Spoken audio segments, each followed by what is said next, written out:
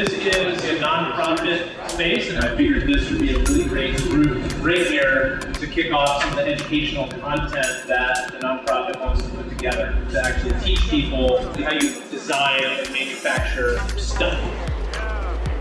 Not everybody's familiar with these machines. They're very intimidating, but once you actually start to use them, you find out they're actually not that complicated. So today we're going to break into small groups, and we're actually going to make vice jaws that go inside a bench vise to hold different types of material.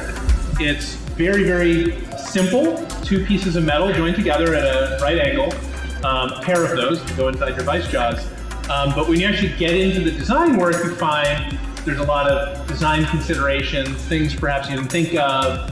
Maybe you want to hold a triangle, maybe you want to hold a piece of tubing, and you don't want to munch it in your Wilton vise and leave nice serrated marks. So the groups are going to design their own vise jaws in whatever size or shape you want.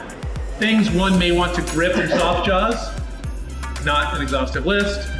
Ways to join two pieces of metal together. Turns out, kind of complicated.